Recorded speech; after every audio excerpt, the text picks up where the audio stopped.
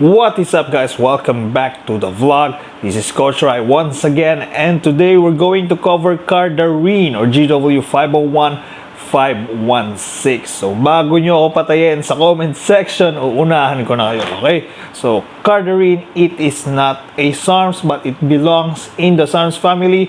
It is always sold and grouped under SARMs. Alright? So itong Cardarine, they said it's a miracle drug when it comes to strength, endurance, and fat burning. That's why coaches are trying to keep this drug a secret as much or as long as they can, but they cannot. It's not possible. Walang lihim na hindi nabubunyag. Kaya i-discuss natin today ang Cardarine. So if you are with me, let's go! It's not a game, it's a rich thing.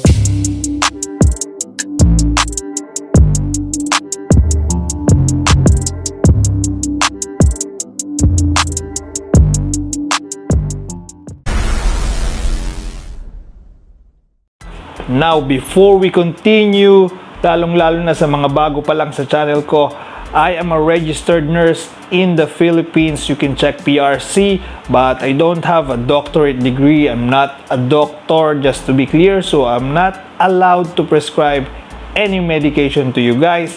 This video is only for educational and entertainment purposes only. Whatever knowledge I share to you guys, it's up to you kung anong gusto nyo gawin sa knowledge na yun. Alright? Just to be clear.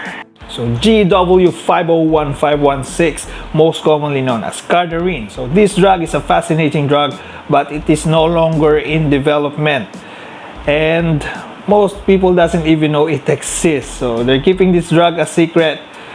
And, ayun nga, ang main purpose nila on studying and making research and developing this drug is to find a cure to reverse tumor growth. But after their first trial, they found out that it can reverse poor heart health.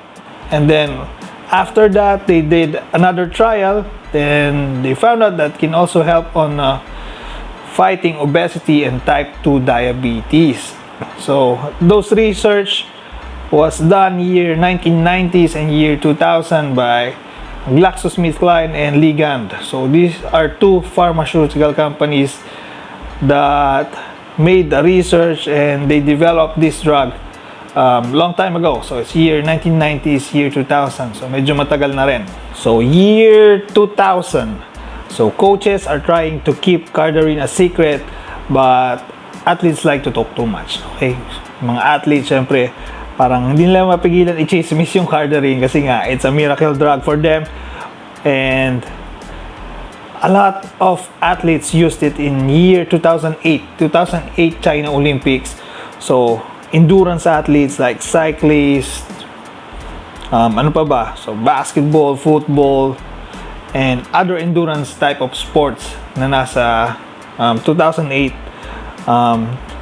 Olympics in China. So they found out that most of the athletes are using Cardarine kasi nga hindi nila makip na secret. So they found out that most of the athletes and most of the gold medalists there are using Cardarine or they use Cardarine. So the next year they banned GW501516 Cardarine and they put it in the list of WADA, World Anti-Doping.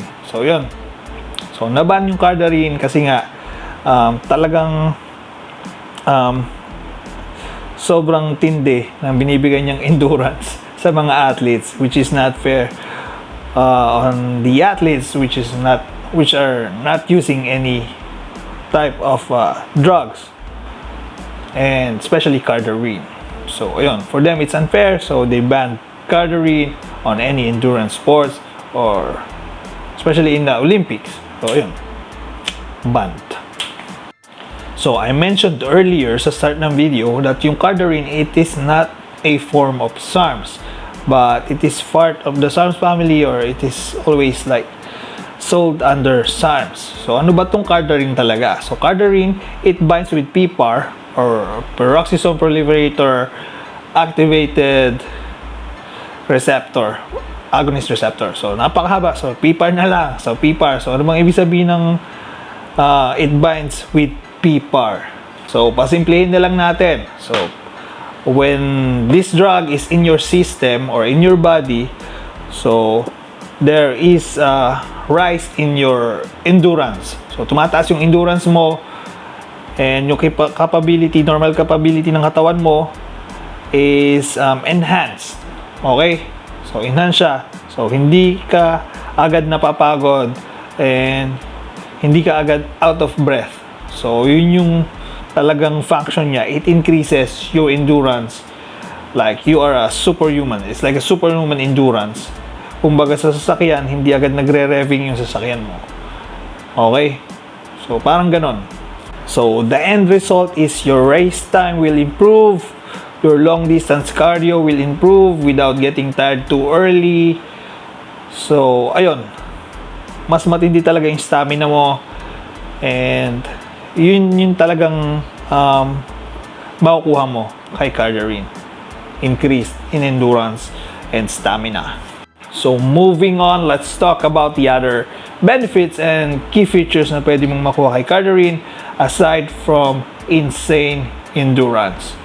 So one of the main benefits is if you have a poor insulin sensitivity, it increases your insulin sensitivity, it fights insulin resistance.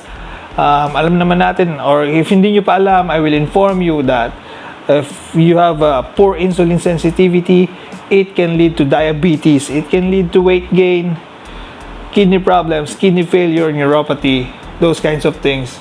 All the bad things can happen if you have a poor insulin sensitivity.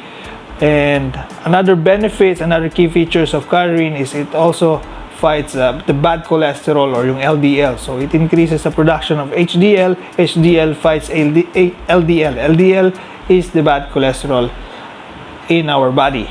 And then, ano pa ba? So now, one of the main reasons why people are really trying to get a hold on Cardarine is its ability to increase your metabolism. So PPAR increases your metabolism. When your metabolism is increased, of course, malaki yung chance mo to burn more fats. So fat burning function of Cardarine, it's uncomparable compared to any fat burning supplement in the market. Okay? So talagang tong Cardarine, in demand siya when it comes to fat burning. So another function of Cardarine is it can change the composition of your muscle fibers. It can also promote hyperplasia. It's like you're having a new set of muscle fibers. So it's good for sprinters, runners, and other athletes on different sports. So how long should you take Cardarine and how many milligrams should I take? So dosage and cycle length, 12-week cycle, 20 milligrams per day for men and women. So same yan, standard 20 milligrams per day. But for women, if you are comfortable enough at 10 to 15 milligrams, why not? So it's up to you. But the standard dose is 20 milligrams per day. And you don't need a PCT if you are taking Cardarine alone. As a standalone supplement, it doesn't suppress your testosterone levels. It doesn't affect your hormone. But if you will take Cardarine, if you will stack it with other SARMs like RAD140, RAD140 is suppressive, so you have to take a PCT. So standard 12-week cycle, and then you can rest for 4 weeks, and then you can do another Cardarine cycle if you want. So I think that's all for today. And if you have other questions, if may nakalimutan ako, hindi ko nabanggit, or may mali ako, just let me know at the comment section down below. Okay, so I'll see you guys next time. Thanks for watching. God bless you all.